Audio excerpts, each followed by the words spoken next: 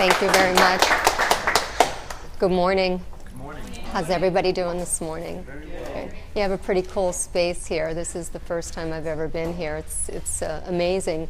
Vanessa, when she asked me to speak, I said yes before I even knew what Creative Mornings was, and I don't know, it just one of those things that just came out of my mouth. And then when I found out about it, I said, you know what, good, I'm glad I said yes. It sounds like something very good for the community. And then I found out that the topic was weird.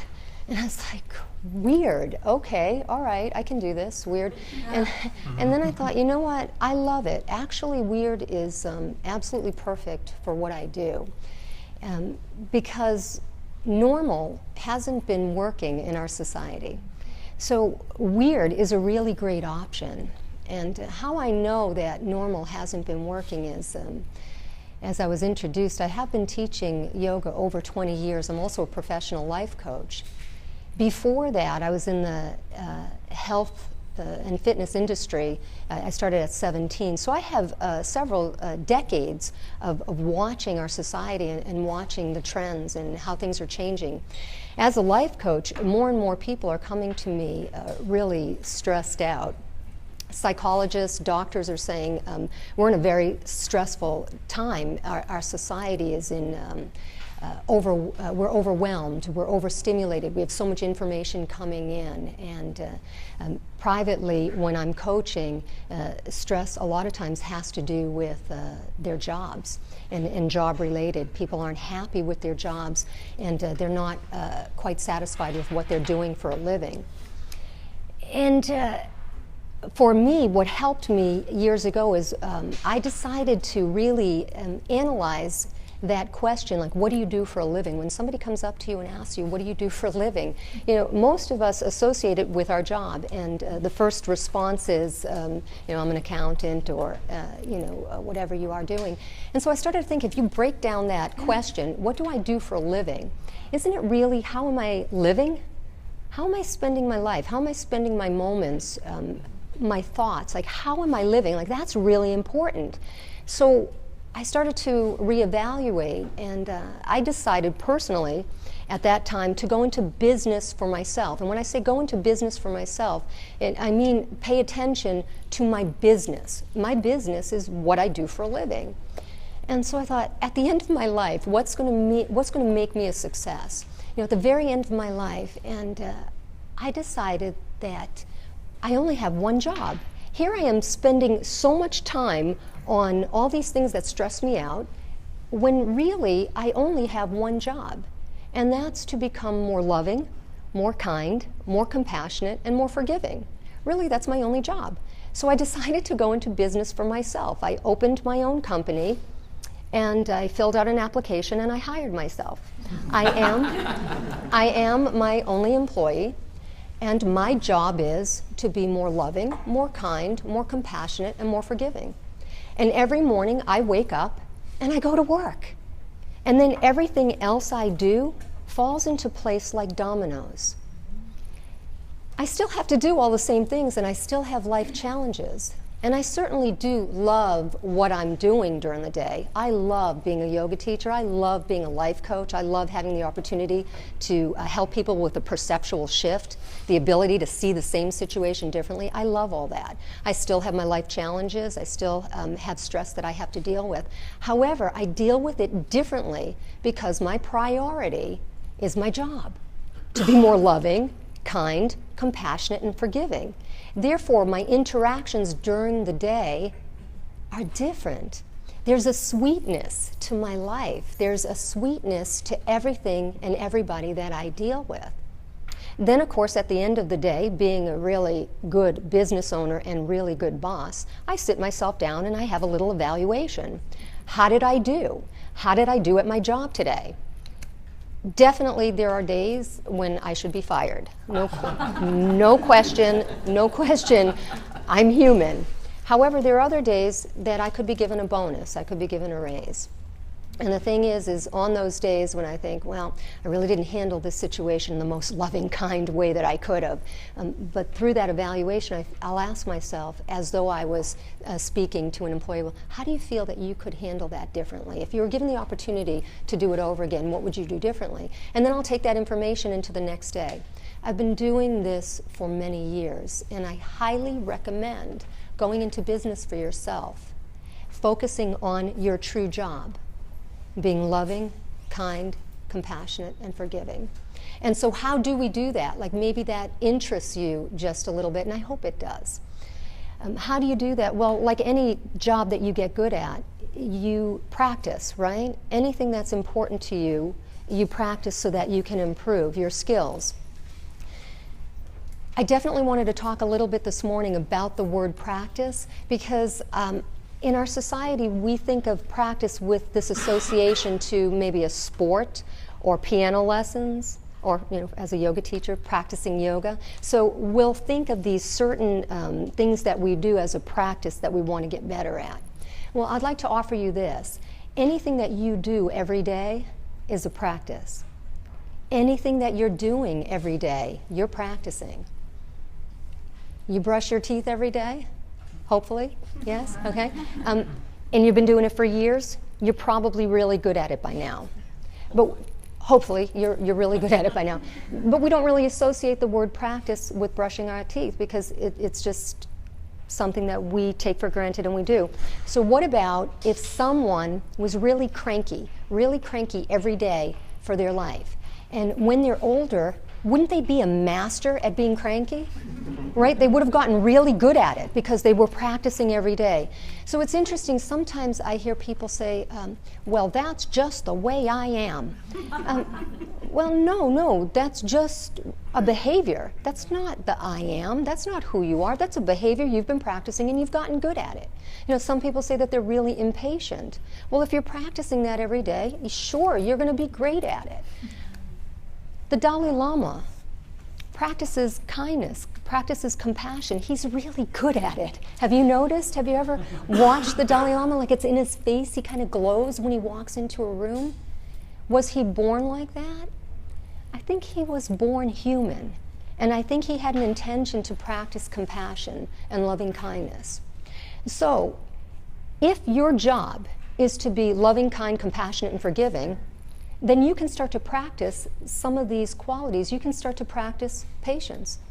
You can start to practice non-judgment. You just start to notice. And if you've been practicing being critical, whether it's to yourself or to someone else, stop it. Stop practicing that and start practicing something else. Here's what's so awesome. Nothing can change without awareness. So once you have awareness, if there's something that's not serving you, then you can make some different decisions, some different choices. Awareness is never to make you feel bad, however. Awareness is to open your mind that you can explore how to be the best version of yourself in this lifetime. So talking about our stress levels, I found that when my focus went to loving kindness, compassion, forgiveness, when my focus went there, my stress level went way down. Even though I was still dealing with the same stressful people, places, and things, because life doesn't change. I heard a long time ago, if you want your external world to change, you have to change your internal world. It's about a perceptual shift. So when I started to look at myself rather than look at the people out there, when I decided to be loving and kind regardless of what anybody else's choices were, then I realized that's my business. That's my business. What anybody else is doing is not my business. Think about that. What if you even heard somebody, was talking about you behind your back, even if they were talking about you? Do you realize that's not your business? That's their business? Your business is how you respond or react to it. Yeah. And when you have the intention to be the best version of you that you can be in this lifetime, when you wake up in the morning and you go to work to do your job, loving, kind, compassionate, forgiving, how you react, rather respond to that person will be different. I guarantee it. Because now all of a sudden you're not focused on their business. Now all of a sudden you're focused on your business. Does that make sense? Yeah. So think of some of the things that you can start to do today. In fact, you could actually open your own business right now between your own two ears and make this decision for yourself. And you can hire yourself right now on the spot. Yeah, it's not a bad idea. I knew I only had a short period of time with all of you this morning, and I gave it a lot of thought. This is my passion. And I thought, what can I give these people that they can take home with them? What can I give them that would be so life-changing in such a short period of time? And it's what I'm talking about right now. When you can take your focus off the outside stuff and bring the focus within, the outside stuff will look different, and you'll experience people, places, and things differently. And here's the magic in it all. When you start to do that, you'll start to notice who and what you attract changes. Can't get into the law of attraction, don't have enough time this morning. That's a whole nother session. So do you agree that if your focus was on loving kindness, compassion, forgiveness, that your stress level would be a lot lower? Yeah. Yes. And the other thing is I thought I would give you a practice tool too that you could take with you today. Would you like that? Would you be interested in that? Sure. Yeah. Would you agree that the way to focus on this loving kindness would be to master your own mind? Would you say that if you actually couldn't control that, some people call it the monkey mind? In yoga, there's a guru who says that the mind is like a wild pony. If you don't keep the reins pulled in, it takes you where you don't want to go. Yeah. And so when we start to get heated up, when we start to expand our to-do list, when we start to get overwhelmed, where does that overwhelming come from? Where does it come from? Yeah, I mean, does it come, a lot of people will think, it comes from out there. I have this to do, I have that to do, I have this person to deal with. Yeah, but where's the root of it? Your perception is inside you. There's nothing out there. It's all in here. So when you can start to master your own mind, you are free. You are free.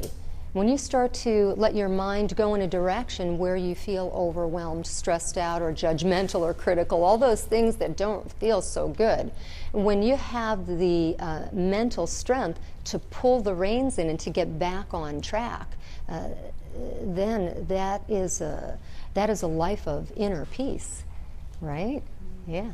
So I have a very basic technique for mind mastery. I could teach it to you like that in a minute or two. Okay. Would you like that? Sure. Yeah?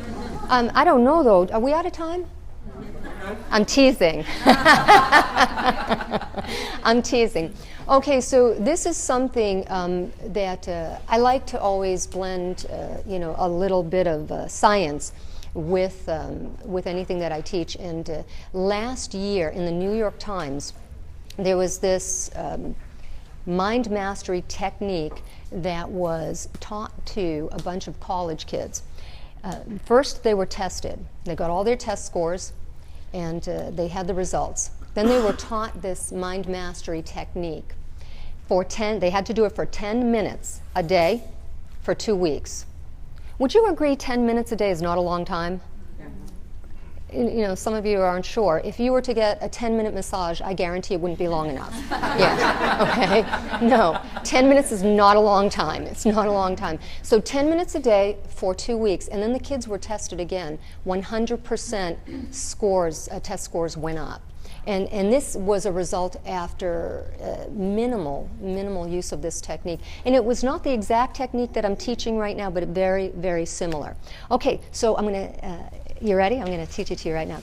Just sit as comfortably as you can, but with the spine straight. And if you have anything on your lap, go ahead and put it down. Now, here's a little bit of my yogic training coming at you. All right, you're going to take your first finger and thumb together and just rest your hands on your lap with the palms up. Let me give you a little science here. This is called, well, first of all, this is called a mudra. That's not science, that's yoga. And mudra means seal. So energetically, there's a seal that's being created. Some of you probably have seen pictures of maybe Buddha meditating, or right, like this, yes? Oh, okay, well, I am, I love to be in that, playing field as a Buddha, but not yet. I'm working on it, Okay, so here's the cool part of this, because we live in modern times, so we have science that can test some of this ancient wisdom. And there were some volunteers that actually allowed their brain function to be tested, because this particular mudra is supposed to calm the mind. And it's supposed to bring wisdom, which makes sense, because wisdom doesn't come when the mind is chaotic.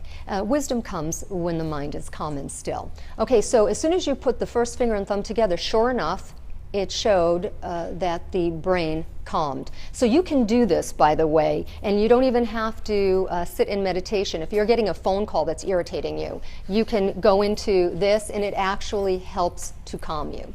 Now, of course, with the breathing technique I'm going to teach you right now, this, again, helps just to start that calmness and have a nice foundation. Okay, so now you're going to just, before I have you close your eyes, you're going to visualize your spine as an open, hollow tube, like a clear glass tube that's going to run all the way up your spine, and it's actually going to go a little further than you think, like to the back of your head. It would be equal to this energy center right here. So go ahead and close your eyes now. And visualize your spine as an open, hollow tube. And at the very bottom of that tube, you're going to see a ping pong ball inside the tube. Go ahead and make it your favorite color. And then as you inhale, you're just going to watch that ping pong ball come up that tube all the way up to the top, to the point where I showed you. And then as you exhale, you're just going to watch it go all the way back down. That's it. And what you're going to do is you're going to make your inhale and exhale the same. So if you're going to inhale to 6, you're going to exhale to 6. If you inhale to 4, you're going to exhale to 4. It doesn't matter the number you choose, as long as you can inhale and exhale for at least 12 breaths in a row, without being uncomfortable, without gasping for air. So when you find the ratio of breath for you that's comfortable, that's all you're going to do. You're going to watch that ball. Inhale up 1, 2, 3, 4, 5, 6. Exhale 1, 2, 3, 4, 5, 6. Just continue that just for a few more breaths.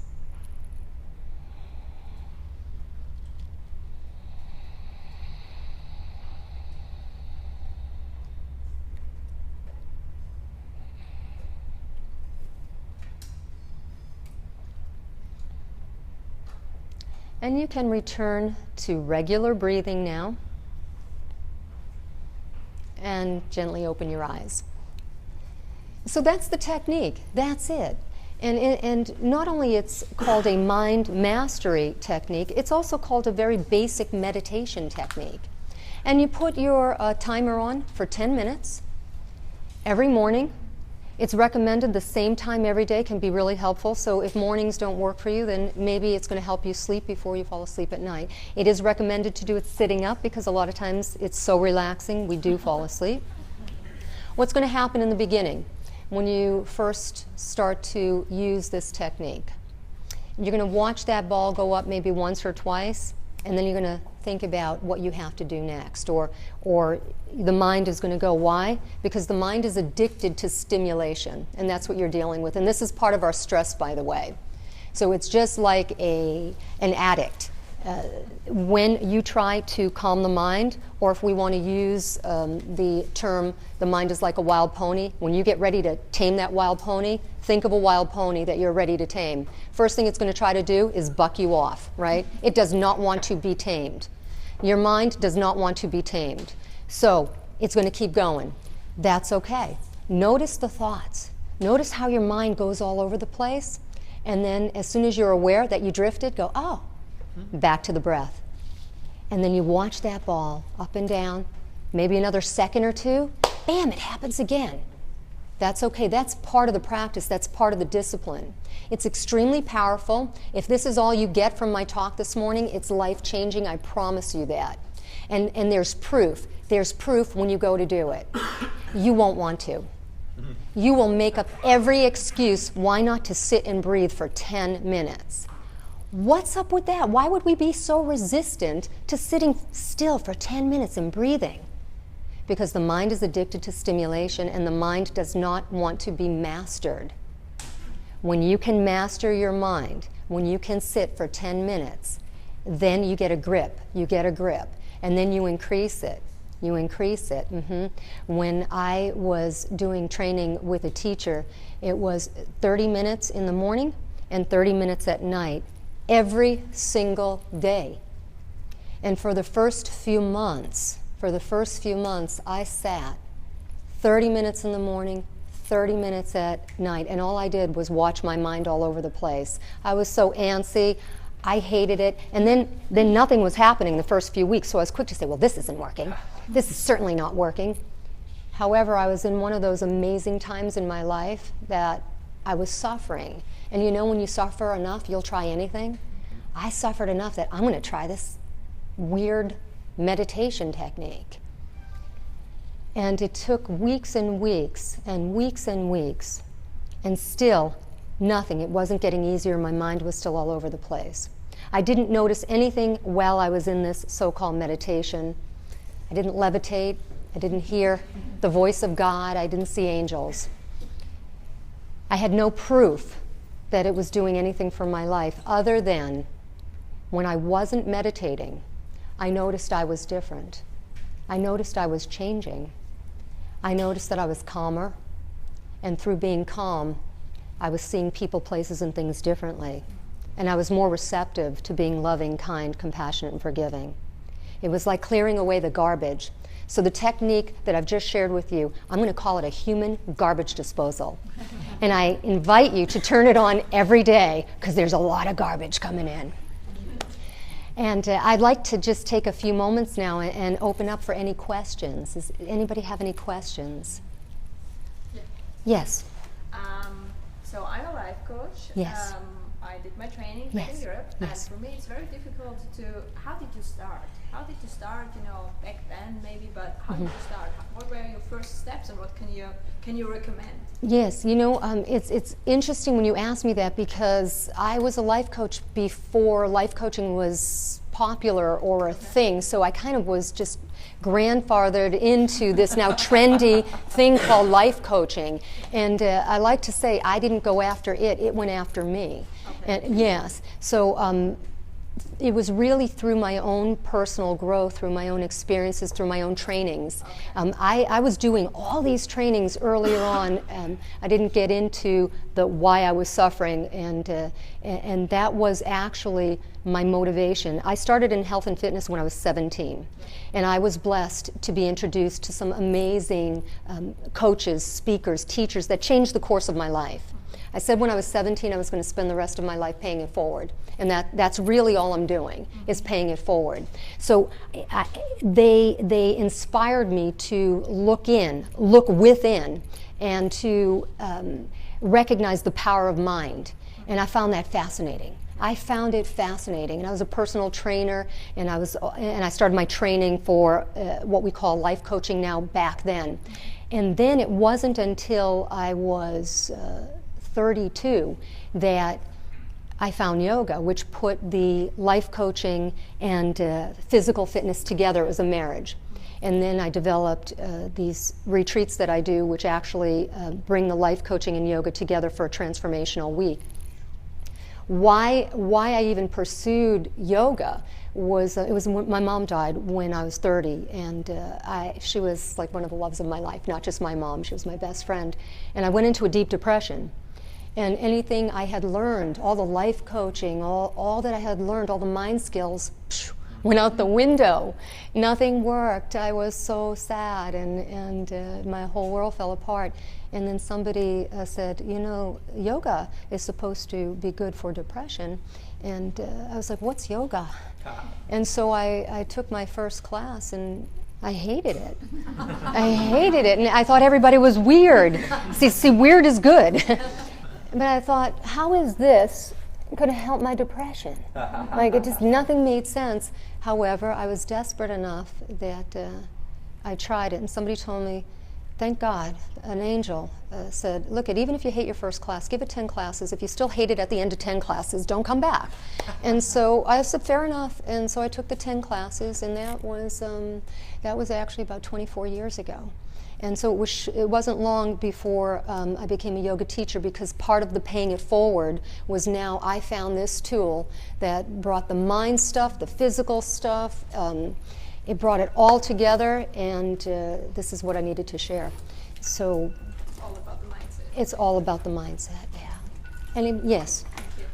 Meditation has transformed my life, but how do you, does your partner meditate too? Because I've tried to, like, I'm in the dating world, and then like you're weird when you meditate. I meditate all the time, but That's great. Yes, my partner does meditate. However, we've been together 9 years. I've been doing this a long time, and there were other relationships where my partners did not meditate. And I finally, there's a saying, you have to go through who you are not to discover who you are. You have to go through what you don't want to discover what you want. I got to the point where I found, for me personally, it was very important that I had a partner that was on a similar path. I feel that, I don't feel that two halves make a whole. I feel that two wholes empower each other. And so I wanted a partner where we could grow together, and certainly didn't want to influence somebody to do what I'm doing because I'm making them, That's a heavy load to drag around through the years. So I wanted someone who was already into personal growth and being the best version of himself. So I find it helpful. Do I have clients where one meditates and the other doesn't? Of course, and that can work just fine. Why? Because you're in business for yourself. It doesn't matter what anybody else is doing. Who do you want to be in this lifetime, with or without somebody meditating? Who do you want to be in this lifetime when no one's looking? Mm-hmm. Yeah. Yes. If you notice people in your life that are hurting and in need of this type of path, what do you do to persuade them to move forward if you know it would be really helpful for them? Oh, I love this question, and it's even a little bit painful for me because I want to give you so much. Real quick, there's this little boy, and he goes up to his dad, and he said, Dad, I have a question. And the dad said, go ask your mother. And he said, I don't want to know that much.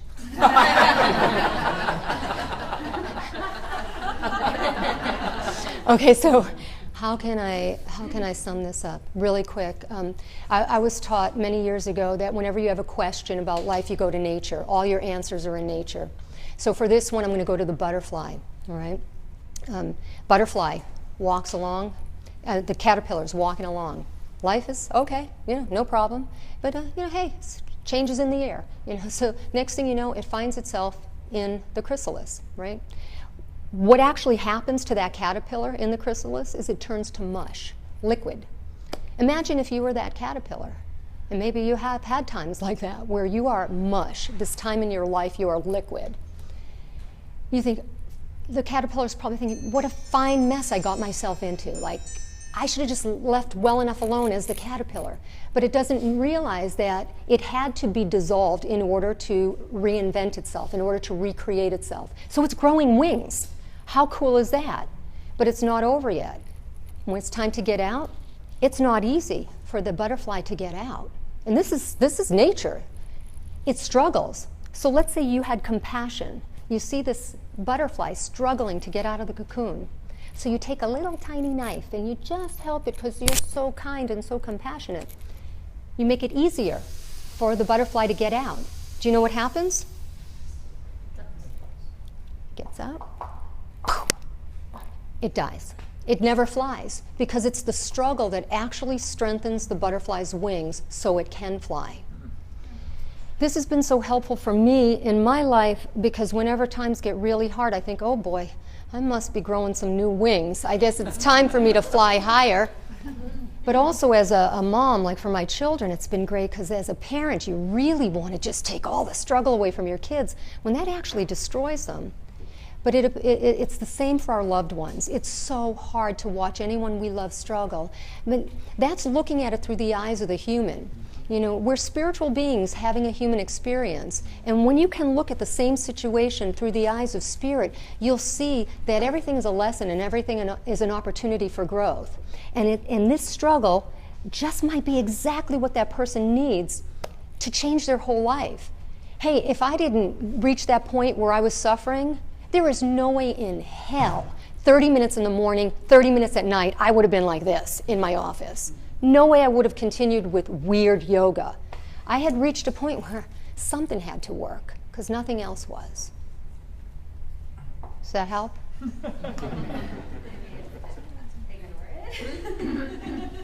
So basically, I guess what I'm trying to say is, how do I persuade someone who thinks this is so weird? And I'm with you. I love yoga meditation.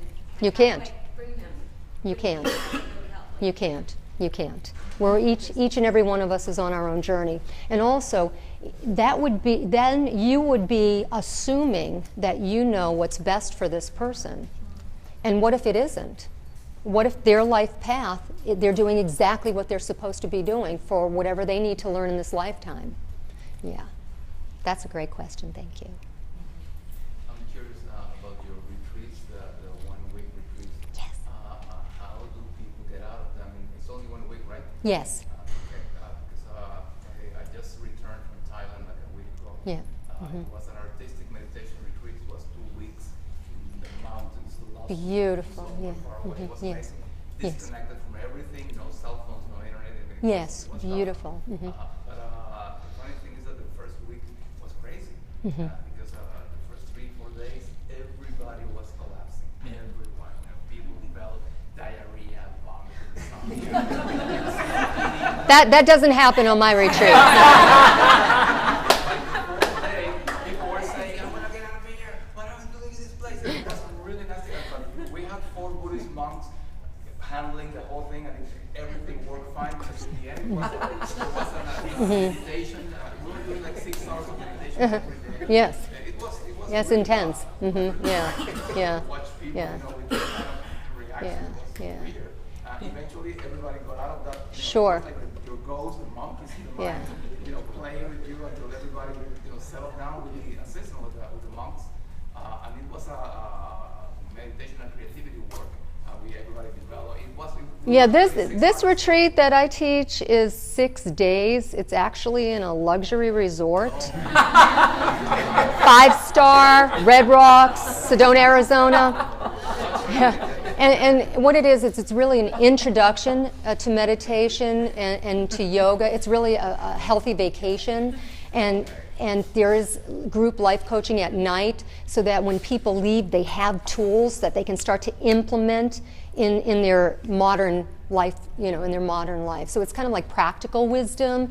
And what I do is I really appeal to the person who has a busy mind and needs some practical ways. Well, how can I live stress-free doing what I'm doing? I can't be meditating all day. So what can I do that's going to help me with my kids, speak to my children, or to not overreact when the person at the grocery store is being rude? Or it's these practical life lessons that I teach. So there really is no transition from my retreats. It's actually stuff that you can take with you. They're practical tools to use in everyday life, and it's a great break. Yeah. Yes. Are there any books you recommend to read to help the mind get under control?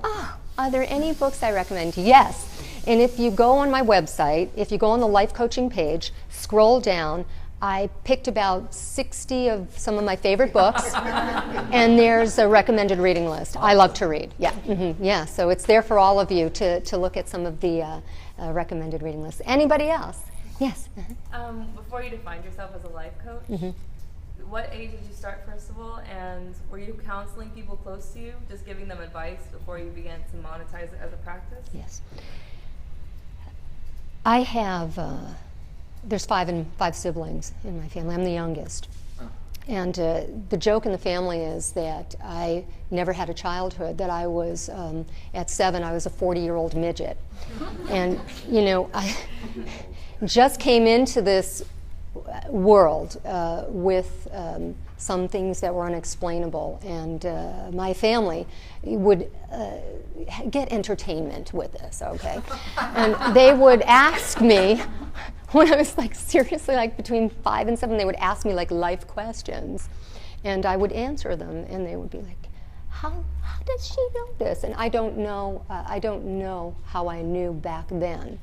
And I remember when I got into my 30s, turning 30 was awesome for me. Like, I loved it. When other people were teasing me, saying, you know, oh, you're 30, and I was just like, you know something, my number now, I finally caught up with myself. Like, I actually felt that at 30 people would start taking me seriously, because I had things that would help. Innately, I had things I could share, but because I was so young, there was some resistance. No, I can't even. Maybe a little resistance in the beginning. Then once somebody started listening, they just, you know, took what I gave them. So that was always there. I said I was born a seeker, and it was a hunger. It was a hunger, like a truth seeker. It was a hunger for truth, which took me on a path of study of different religions, different philosophy. And as you grow, as you know what helps you, you can't help but want to share it.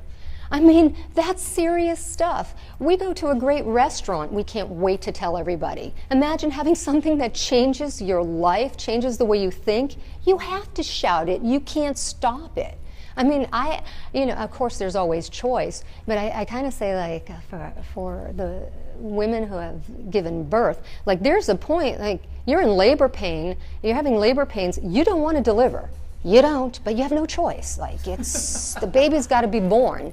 And that's how I felt about the work that I do. Like, there were times that I was even, you know, scared. You have the self-doubt, the talk, like, who's going to listen to you, or are you sure you should, you know, offer this? And that's why I take caution as to what I say. Teaching loving kindness, you can't go wrong. Teaching people to be less judgmental, less critical, they start to feel better about themselves, and then their whole life changes. The key is this: for anybody who wants to help others, to get into coaching, coach yourself first. There's too many unhealed healers out there. Do the work, and then organically you'll know what to say to others, and more importantly, what not to say. Yeah. Anybody else? Yes. Locally, are there any classes we can come and see you? If it's either yoga or. Thank you. Thank you. This is a workshop that I'm doing Tuesday night at George English Rec Center. It's because I didn't know about this great space. But I've done a workshop there. It's nice. It's air conditioned. It's a 2-hour workshop. I believe it's my best work. I teach this all over the country. I teach this in Fort Lauderdale once a year, and it's Tuesday night. So you can take a flyer. I think it's the best life coaching I can offer in 2 hours. As far as the yoga, because I am now a teacher trainer, and I do the retreats and the workshops, I don't do that many local classes anymore, but I do teach on Saturday mornings at 10:45 at the Barkin Studio, right on Federal Highway by the Whole Foods, and Mondays at 12:30. And that's when I'm in town. And the next retreat is the Sedona, Arizona retreat. That's September 25th to October 1st. There's 3 rooms left. If anybody wants to come, this is my premier retreat, and we have a great group rate too. Thanks for asking about that. This workshop, by the way, is called Ancient Wisdom for Modern Times. Yes. Well, thank you so much for your attention. Thank you.